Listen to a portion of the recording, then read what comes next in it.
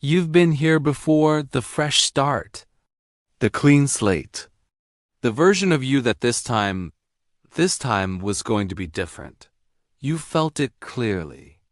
The clarity, the resolve, the sense of finally knowing what to do, and then something happened. Or nothing happened. And somehow, weeks later, you found yourself back at the beginning, again. Not because you're weak. Not because you don't want it badly enough. But here's what nobody tells you. The starting over isn't the failure. It is the pattern, and the pattern has a reason. A specific psychological reason that has nothing to do with discipline or willpower. And until you understand it, really understand it, no amount of trying harder is going to change what keeps happening. You know the cycle well. It usually starts with a moment of clarity. Maybe you read something, watched something, had a conversation that shifted something inside. And in that moment, you saw your life differently. You saw who you could be. You made a plan, set intentions, maybe wrote them down. And for a few days, sometimes a week, it worked. You felt like yourself, like the version you'd been trying to reach. Then something small disrupted it. A bad night. A stressful day. One choice that felt like a slip. And instead of continuing, you stopped. Not gradually, completely. As if one missed day meant the whole thing was ruined. As if the only version of success was the perfect, unbroken version. And so you waited. For Monday, for the first of the month. For some future point when you could begin cleanly. And when that date came, you started over. Full reset. New plan, fresh energy, and the cycle continued. What makes this painful isn't just the repetition. It's what the repetition says to you about yourself. With each restart, the inner narrative grows heavier. I always do this. I can't follow through on anything. Maybe I'm just not the kind of person who changes. This is where the pattern does its deepest damage. Not in the missed days or the abandoned plans. In the story it writes about who you are, you begin to identify with the cycle itself. The starting over becomes part of your self-concept. And self-concept, as we'll see, is one of the most powerful forces in human behavior. It doesn't just reflect what you do. It determines what you allow yourself to keep doing. This pattern shows up across every area of life. Fitness routines abandoned after one missed workout.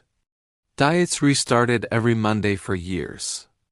Creative projects begun with excitement, shelved when they get difficult, replaced with a new idea that feels easier. Relationships where you commit fully, pull back when vulnerability increases, and wonder why closeness never seems to hold. The common thread isn't the domain, it's the structure. Begin with energy. Hit friction. Interpret friction as failure. Reset. Repeat. And somewhere inside, a part of you already knows this. Which is why the starting over comes with less hope each time.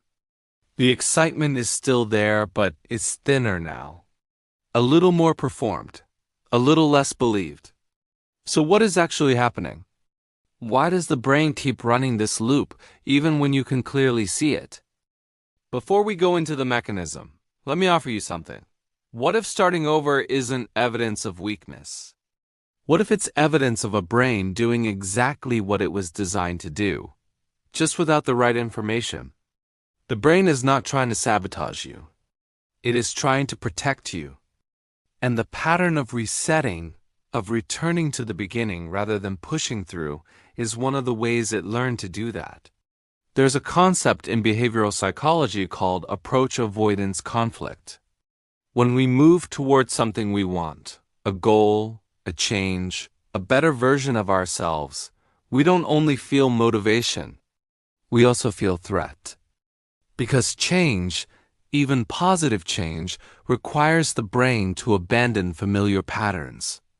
And the brain values familiarity more than it values improvement.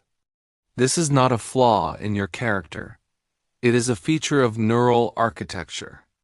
Understanding that reframes everything. You are not someone who keeps failing. You are someone whose brain keeps choosing the known over the unknown because at some level, it has learned that the known is safer. The question is, how do you change what the brain considers safe? We'll get there. But first, let's look at exactly what's happening inside. There are 3 interlocking mechanisms driving the restart cycle. Each one is distinct. Together, they create a loop that feels almost impossible to break from the inside. Mechanism 1. All or nothing thinking and the brain's efficiency drive. The brain is a prediction machine. Its primary goal is not happiness or success or growth. Its primary goal is efficiency, conserving energy while maintaining safety. One of the ways it achieves this is through binary categorization. Things are good or bad, on or off, in or out. Nuance is metabolically expensive. This is why when you miss one day, the brain doesn't say, slight deviation, course correct. It says, the plan is broken. Restart required. Psychologists call this cognitive distortion, specifically all or nothing thinking or black and white thinking. But it's not just a thought pattern. It's a neural shortcut. The prefrontal cortex, responsible for nuanced thinking, requires sustained effort. The amygdala, responsible for fast categorical responses, is always faster. Under stress, under fatigue, under any kind of emotional load, the amygdala wins. And the amygdala doesn't do partial credit. So one missed workout becomes evidence that the whole system has failed. One slice of cake becomes proof that the diet is over. One difficult conversation becomes confirmation that the relationship is broken. The brain snaps to the extreme, and the restart feels like the only logical response. Mechanism 2. Identity-behavior mismatch and cognitive dissonance. Here's where it gets deeper. Psychologist Leon Festinger identified a phenomenon called cognitive dissonance, the discomfort that arises when your behavior doesn't match your self-image. When you begin a new habit or goal, you're not just changing behavior. You're making an implicit claim about identity. I am someone who runs. I am someone who is disciplined. I am someone who finishes what they start. But if your existing self-concept, built over years, doesn't include those things, the brain experiences the mismatch as threat, and it will move to resolve that threat. Not by updating the identity, that takes time and repetition, but by abandoning the behavior, because it's faster. This is why people who start a new habit often sabotage it right when it starts working. Not because they don't want it, but because success is creating a version of themselves they don't yet know how to inhabit. The restart is unconsciously comfortable. It returns you to a self you recognize, even if that self is one you're trying to leave. Mechanism 3. Dopamine front-loading and the motivation debt. The third mechanism is perhaps the most underappreciated. When you decide to start something, the plan, the vision, the new beginning, your brain releases dopamine.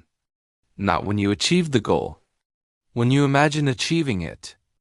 Neuroscientist Wolfram Schultz's research on dopamine shows that anticipation often generates more dopaminergic activity than the reward itself. Which means making the plan feels like progress. Writing the goal down feels like moving toward it. The fresh start, the new journal, the downloaded app. These all trigger small dopamine pulses that the brain registers as reward. And then the actual work begins, which is slower, less stimulating, less certain. The dopamine drops. And the brain, now experiencing what feels like a loss of reward, searches for a way to get it back. Starting over provides it. A new plan. New anticipation, new dopamine. The cycle isn't just psychological. It's neurochemical. You have been In a very real sense, addicted to the feeling of beginning. Not because you're avoiding work, but because the brain found a way to get the reward without the risk. A metaphor. Think of motivation like a match. When you strike it, that first burst of flame is bright, immediate, satisfying. But a match was never designed to sustain a fire. For that, you need something different, slower burning, less dramatic, built to last without the initial spark. The restart cycle is the brain reaching for another match every time the first one burns out. What we need to talk about is how to build a candle. This is where things shift. Not with a list of productivity hacks. With 5 principles that address the actual mechanisms, not the symptoms. Principle 1. Shrink the identity claim. The reason big goals feel so energizing at the start is the same reason they collapse. The identity claim is too large. I am going to transform my life. I am going to become a completely different person. The brain hears this and, somewhere beneath awareness, rejects it. Because you are not in your nervous system's memory, that person yet. Psychologist B.J. Fogg, in his work on behavior design, found that sustainable change almost never begins with big commitments. It begins with commitments so small they are almost embarrassing, not because ambition is wrong, but because small actions repeated are what actually update the self-concept. The brain changes its identity narrative through evidence, not through declarations. Each tiny action becomes a vote. I am someone who does this, not because you decided it, because you did it. Real-life example. Instead of I'm starting a fitness journey, commit to putting on your workout clothes. That's it. Some days, nothing more happens. But the brain registers the action and the identity begins to shift from the inside. Principle 2.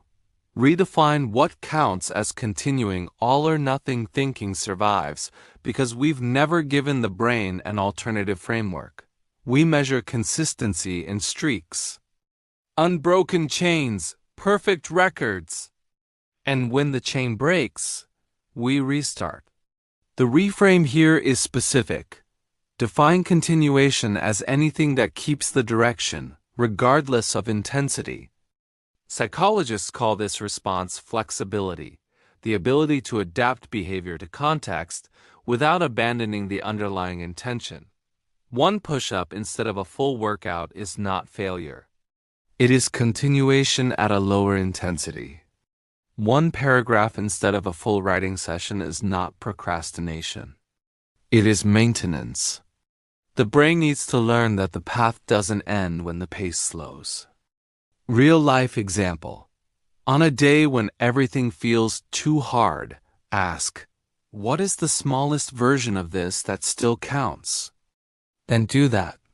Train the brain to see partial action as forward movement, not as a consolation prize but as the actual skill. Principle 3. Interrupt the dopamine front load. Remember the match. The planning phase is neurologically rewarding, which means the brain will keep steering you back toward it, away from the duller, slower work of execution. The intervention here is to deliberately delay the planning reward. Before you begin a new plan, sit with the discomfort of the unfinished one. Don't immediately design the better system. Ask first, what specifically stopped the last one?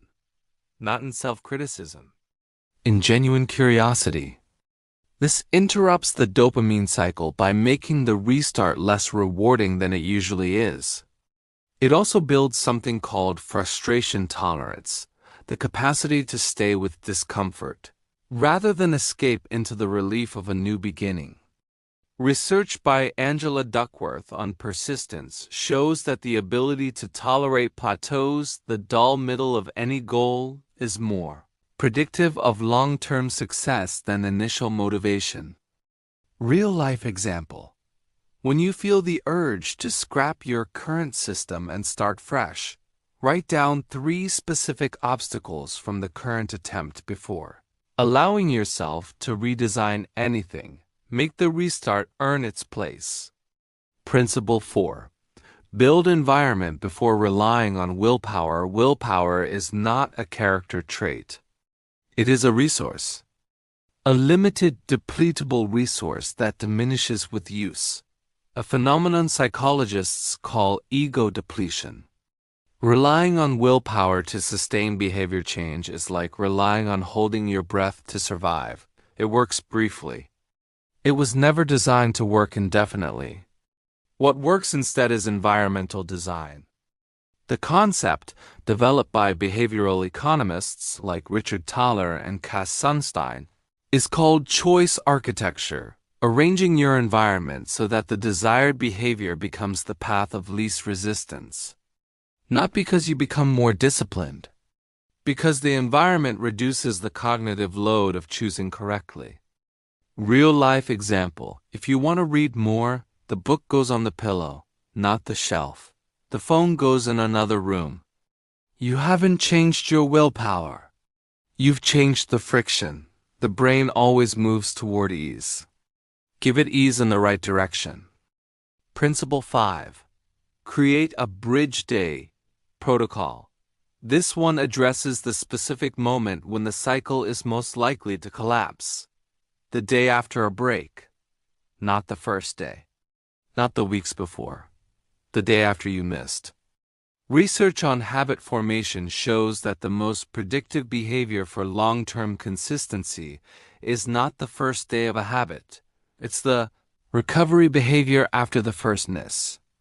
People who return within 24 hours of a lapse maintain their habits at dramatically higher rates than those who wait for a clean restart date. The bridge day is simple. It is the smallest possible version of the habit, done on the day after the miss, not to make up for what was lost, but to prove to the nervous system that the lapse does not define the direction. This directly counters the all-or-nothing snap. It teaches the amygdala, one miss is not collapse. One miss is just one miss. Real-life example: you missed your morning routine. Tomorrow, before doing anything else, do 1 minute of it. Not as punishment, as a bridge. You are not catching up, you are simply continuing. That distinction, practiced over time, restructures how the brain interprets interruption. Section 6. Integration. Let's come back to the match. You have been striking matches. Bright, immediate, satisfying, and wondering why the room never stays lit. The 5 principles aren't about trying harder with the match. They are about learning to build differently. Smaller identity claims that accumulate into something real. A definition of consistency that survives imperfection. An interruption of the dopamine cycle that keeps luring you back to the beginning. An environment that removes the need for daily heroism. And a bridge day that refuses to let a miss become a collapse. Together, these don't just change behavior. They change the neural story. The story your brain tells about who you are and what you're capable of. And that story, once updated, is far more durable than any plan, because plans can be abandoned. Identity, once genuinely revised, is harder to walk away from. You stop starting over, not because you became more disciplined, but because you stopped needing a fresh start to feel like yourself. I want to say something before we end. The fact that you keep starting over is not proof that you're incapable of change. It's proof that you keep wanting to. That something in you refuses to fully give up. Even when it restarts from the beginning, there is something worth honoring in that. The work now is not to find a better plan. It is to stop letting the plan be the thing that determines whether you continue. The plan will bend. Life will interrupt. Your motivation will drop, not because you failed, but because that is what motivation does. It fluctuates. It was never designed to be constant, What you are building is not a streak. It is a direction. A direction that doesn't require perfect execution to remain valid. A direction that survives bad days and missed workouts and weeks where everything felt too heavy. A direction that says, I am still going even when I am going slowly. Even when I am barely going at all. You don't need to start over. You never really stopped. You just need to take one step from wherever you actually are. Not from where you thought you'd be by now. From here. This is not the beginning. This is the continuation. And continuation, quiet, imperfect, stubborn continuation, is the only thing that has ever actually worked.